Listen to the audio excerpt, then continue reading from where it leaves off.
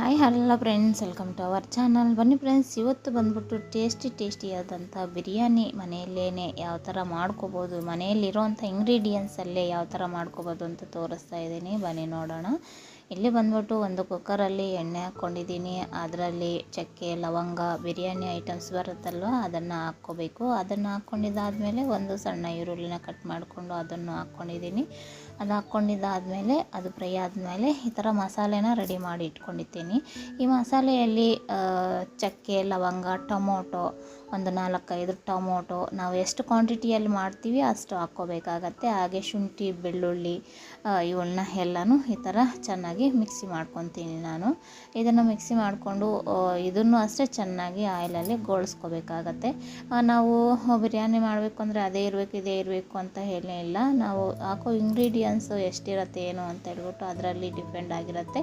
ಇವಾಗ ಬಂದ್ಬಿಟ್ಟು ನಾನು ಗರಂ ಮಸಾಲ ಪೌಡರ್ 1.5 ಸ್ಪೂನು, ಹಾಗೆ ಧನಿಯಾ ಪುಡಿ, ಖಾರ ಪುಡಿ, ನಾನು ಹಸಿರು ಮೆಣಸಿನ್ಕಾಯಿ ಹಾಕಿಲ್ಲ, ಅದಕ್ಕೆ ಖಾರ ಪುಡಿ ಮತ್ತು ಅರಿಶಿಣ, ರುಚಿಗೆ ತಕ್ಕಷ್ಟು ಉಪ್ಪು, ಹಾಗೆ ಇವಾಗ ಟೇಸ್ಟಿ ಸಾಲ್ಟ್ ಹಾಕಿದೆ. ಮತ್ತು ಅದನ್ನೆಲ್ಲನೂ ಕಲಿಸ್ಕೊಂಡಿದ್ದಾದಮೇಲೆ ಲಾಸ್ಟಲ್ಲಿ ಪುದೀನ, ಕೊತ್ತಂಬರಿ ಅದನ್ನು ಅಷ್ಟೇ ಚೆನ್ನಾಗಿ ಕಟ್ ಮಾಡಿಕೊಂಡು ನೀಟಾಗಿ ತೊಳ್ಕೊಂಡು ಇಟ್ಕೊಂಡಿದ್ದಂಥ ಪುದೀನ, ಕೊತ್ತಂಬರಿನೂ ಹಾಕಿ ಅದನ್ನು ಅಷ್ಟೇ ಸ್ವಲ್ಪ ಹೊತ್ತು ಕೈ ಆಡಿಸಿ, ಇವಾಗ ನಾವು ಎಷ್ಟು ಅಕ್ಕಿ ಹಾಕ್ತೀವೋ ಅಷ್ಟಕ್ಕೆ ಒಂದು ಗ್ಲಾಸ್ಗೆ 2 ನೀರು ಥರ ಹಾಕಿ ಈ ಥರ ಚೆನ್ನಾಗಿ ಕುದಿ ಬರಬೇಕು.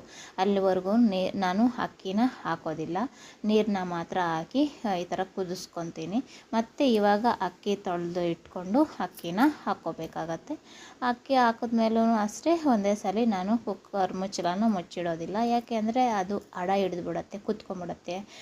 ನೀರು ಮೇಲ್ಗಡೆ ತೇಳ್ಕೊಂಡಿದ್ರೂ ಅಕ್ಕಿ ಅನ್ನೋದು ಕೆಳಗಡೆ ಕೂತ್ಕೊಂಡ್ಬಿಡತ್ತೆ. ಅದಕ್ಕೆ ಅದನ್ನು ಚೆನ್ನಾಗಿ ಹಾಗೆ ಕಲಿಸ್ತಾ ಇರ್ತೀನಿ.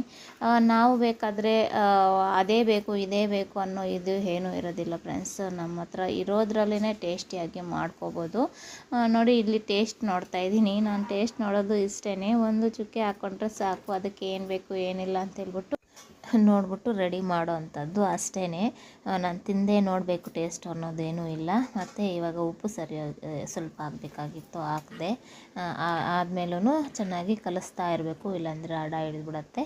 ಮತ್ತು ಇನ್ನೂ ಒಂದು ಸ್ವಲ್ಪ ಪುದೀನೂ ಹಾಕ್ತಾಯಿದ್ದೀನಿ. ಬಿರಿಯಾನಿಗೆ ಪುದೀನ ಹಾಕಿದ್ರೇ ನಮಗೆ ಟೇಸ್ಟ್ ಅಂದರೆ ಘಮ ಎಲ್ಲನೂ ಚೆನ್ನಾಗಿ ಇರುತ್ತೆ. ನೋಡಿ, ಈ ಥರ ಕುದಿ ಬರ್ತಾ ಇದೆ. ಈ ಥರ ಇಷ್ಟು ಕುದಿ ಬರಬೇಕು. ಆವಾಗ ನಾನು ಕುಕ್ಕರ್ ಮುಚ್ಚಳನ ಮುಚ್ಚಿಟ್ಟು 1 ವಿಸಿಲ್ ಬರೋ ತನಕ ಕೂಗಿಸ್ಕೊತೀನಿ. 1 ವಿಸಿಲ್ ಬಂತು, ಆದರೆ ತೆಗೆದು ಮಕ್ಳಿಗೂ ಇಟ್ಬಿಟ್ಟಿದ್ದೆ. ಮತ್ತೆ ನೆನಪಾಯ್ತು, ಅಯ್ಯೋ ವಿಡಿಯೋ ಮಾಡ್ಕೋಬೇಕು ಅಂತ. ಇವಾಗ ನೋಡಿ, ವಿಡಿಯೋ ಈ ಥರ ಬಂದಿದೆ. ಮಕ್ಕಳೆಲ್ಲ ತಿಂದಿದ್ದೂ ಆಯಿತು.